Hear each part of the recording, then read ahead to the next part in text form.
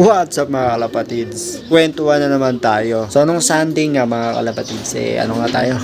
Second lap derby, nasa 200 kilometers na. Ang ganda ng pinakita ni Miss Grisel. So hindi rin ako makapaniwala nung Sunday dahil out of 700 birds nasa first page tayo. Pero bago yun, kwento ko muna sa inyo, nung first lap derby, muntik na ngang makatop si Miss Grisel. 170 or 180 kilometers yata yung first lap namin. 780 yata yung naging speed niya. Buti na lang umabot pa si Miss Grisel. Hindi ko alam kung nanibago sa gamot, pero hindi naman ako nag-iba ng gamot. Siguro nanibago dahil ang loading namin Biyernes. Tapos matutulog ng Sabado, release ng Linggo, kaya siguro nanibago. Pero nung second lap mga kalapatids, ang ganda ng pinakita ni Miss Grisel.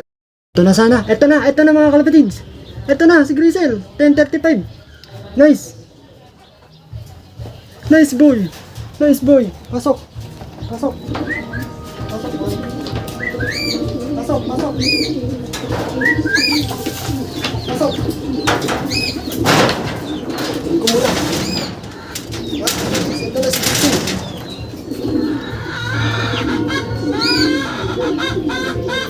Ito na.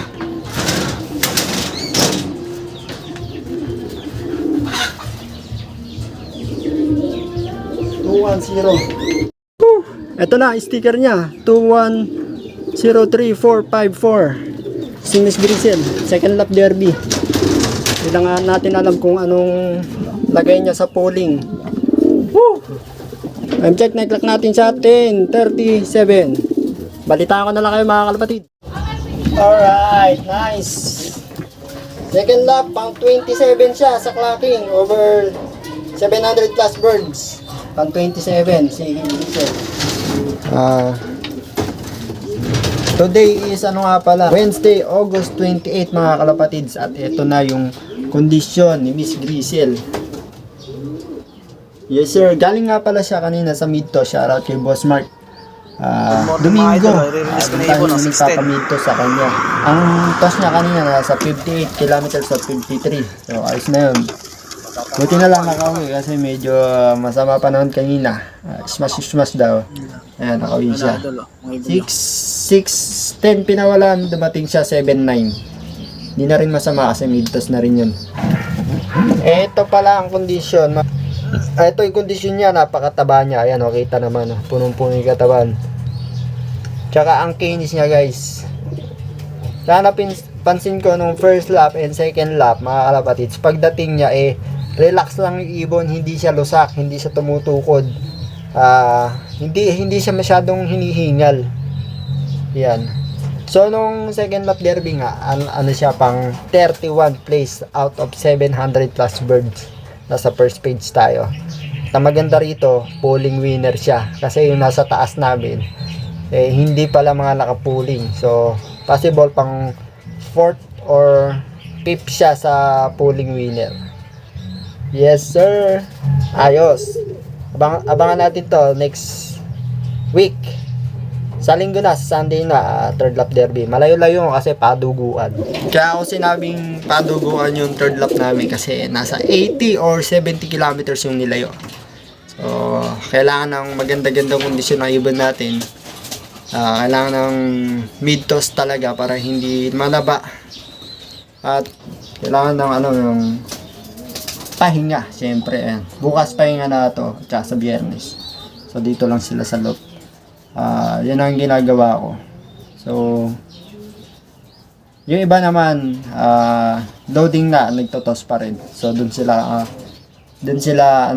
kabe. Ako kasi gusto ko pag loading day na, naka-relax na lang yung ibon, nakapahinga na para hindi na stress kasi matutulog pa sa sa truck. Bali 2 gabi sila sa truck.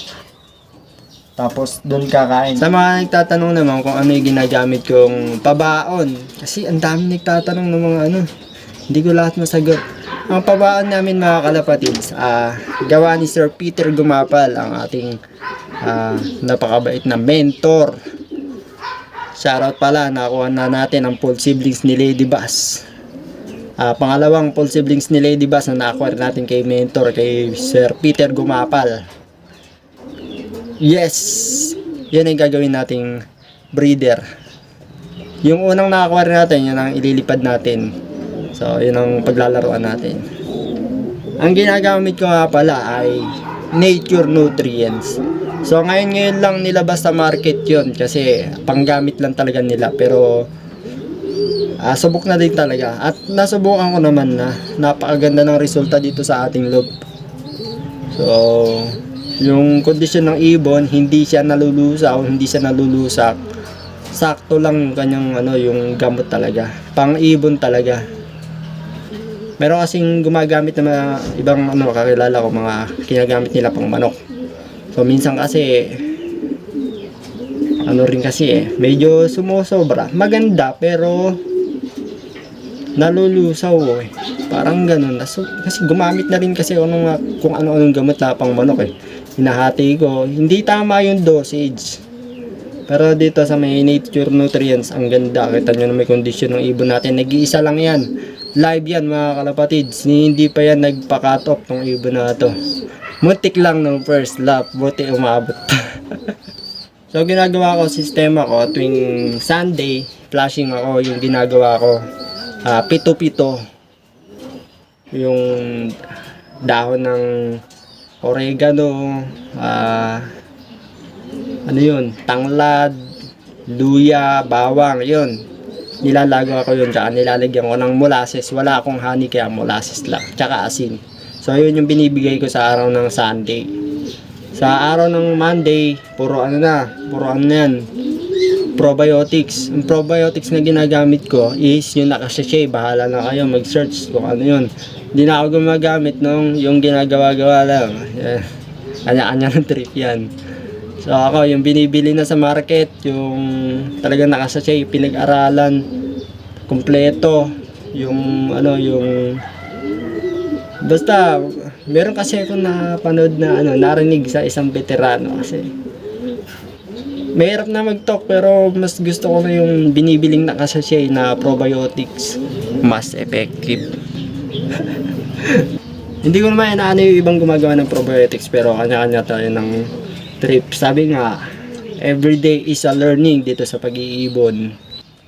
Dati rin naman akong gumagawa ng probiotics pero nung nasubukan ko yung mga ibang product na talagang pinag-aralan, saan pa tayo, di ba? Di dun na. Mantala pala, sa naghahanap kay Lady Bass, kay Diwata, ito siya. Siya ay kasalukuyan merong anak. Ganda ng mata niya, grabe. Ito ang kanyang anak, guys. Ito, dahil meron sa ating nag-chat mga kalapatids, meron kasing umamot sa anak ni Diwata, susubukan daw nila sa lugar nila. Tayo naman, sige ako at kailangan ko rin ng budget. Meron siyang isang anak. Grabe naman. Ito pala, mga kalapatids, yung kapares ni Lady Bass. Lady Bass na naman. Yung kapares ni Diwata. Ito mga kalapatids, apo to ni Lady Bass. Nakakross sa anak ni Bruno na nakakross sa cannibal line na imported. So, ewan ko lang, bahala na. Hindi ko pa nasusubukan. Pero yung linyada niyan mga kalapatids, solid na. Yan, Lady Bass, Bruno, tsaka yung cannibal. Tapos inbreed. Leo Hermans Mona Lisa. Saan ka pa? Yung swerte na lang ang kulang. Kasi kahit na meron kasi nangyayari kahit na maganda yung linyada mo. Kapag hindi nagtugma yung breed, wala din, di ba? Hindi ko sinasabing na perfect na to kasi may ganun kasi, hindi ko sinasabi na pag binili mo to mananalo ka. Nasa sa inyo pa rin yun. Ito pala yung anak, napakatapang naman anak ng teteng naman, sisilipin lang natin. Ayan nag-iisa. Napaka-healthy niyan, guys. Kaya gusto ko kasi lagi nag-iisa yung mga anak, hindi masyadong nalulusak yung mga breeder. Ayun, kita nyo naman, kakainis. Tapos healthy pa yung anak.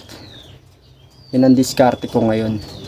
Dati nagpapasitir pa ako, tatlo-tatlo ang ending eh. Yung breeder mo sobrang lusak na, sa halip na maililipad mo pa ay hindi na. Ito kasi si ililipad ko yan eh sa South 2024 Allbird category, pang puling-puling lang ba. Iyan, ito yung anak niya. Good luck sa nakakuha, sana ay magpanalo din kayo. Yeah. So yun lang ang kaganapan ngayon dito sa ating loft, dito sa Team Chambalero Brothers Loft. So si Kuya ay wala pa, baka sakali kung pupwesto nga itong na to, ay mapag-abang natin siya sa last lap. Sana wag bumutas para mapilit natin na mag-abang sa last lap si Kuya. Ayan, hanggang dito na lang mga kalapatid. Kasi siguro once a week mag-update tayo or twice. Kasi nahihirapan ako mag-isa mag-video eh. Pero kung gusto nyo ako i-follow sa may Facebook page natin, Team Chambalero Brothers Loft, andun ako lagi. Kasi mga short video lang yung ginagawa ko, nahihirapan ako gumawa ng mga long video tulad dito sa may YouTube. Hindi tulad nung dalawa kami ni Kuya na madali lang para sa akin kasi dalawa kami. Eh ngayon, mahirap kasi nag-iisa lang ako. And maraming salamat sa suporta at sa mga kalapatids natin na lagi nanonood na hindi nagsasawang manood ng ating video. Abangan nyo yung ating parapol. Good luck sa mga karera natin. Happy flying. Enjoy lang sa pag-iibon. Huwag natin masyadong seryosohin kasi kapag mataas yung naging expectation natin minsan nababaliktad, kaya enjoy lang. Peace.